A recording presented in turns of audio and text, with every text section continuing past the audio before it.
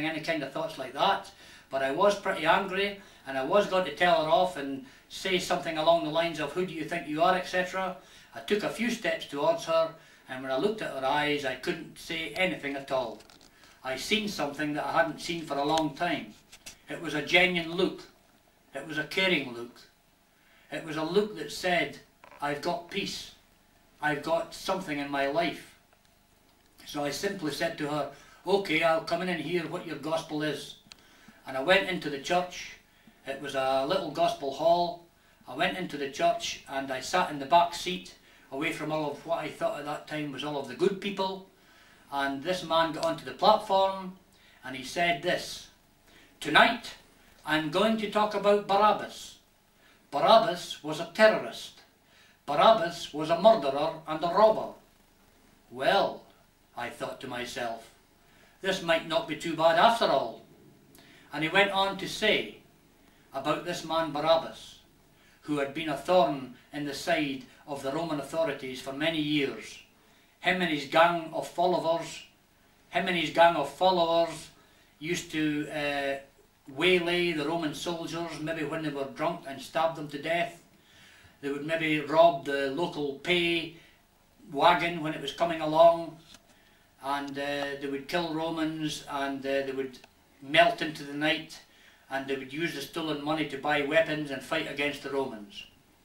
Now, this man Barabbas had been arrested. He'd been sentenced to be crucified. He was thrown into prison, what we would call death row.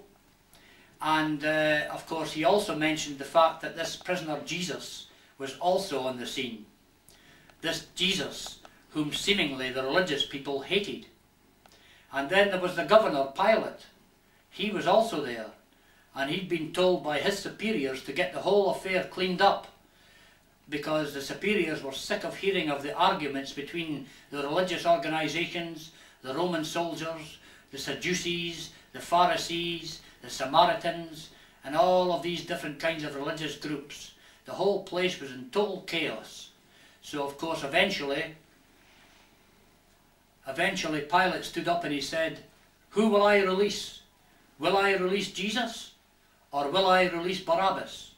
And the crowd cried out, "Give us Barabbas! We want Barabbas! We shall not have Jesus to reign over us. We hate him. Away with him. Crucify him. Kill him. Give us Barabbas!" So of course, because of the pressure, Pilate had no choice. He told the Romans to release Barabbas. And then the man said this. He said, "I don't suppose there's anyone in this place tonight who's been in prison. But can you imagine what it must have been like to be on death row, waiting to be going to be crucified, and then the door opens and two Roman soldiers tell you that you're free to go?" Of course, at that time in my mind, I was thinking that maybe I was on remand in Parkhurst, or maybe in Wandsworth. I was on death row.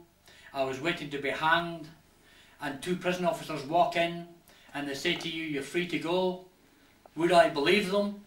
Would I not? I would probably think to myself, they're up to something. They're going to kill me in the corridor on the way down. They're going to do something to me. They can't let me out. And this was the position that Barabbas was in. So maybe he just kind of awkwardly got off of his seat. Maybe he kind of looked at the Roman soldiers. Maybe he just kind of slinked past them. And maybe they just followed him down the passageway, maybe down the wooden steps. Maybe they just opened the door and they just kicked him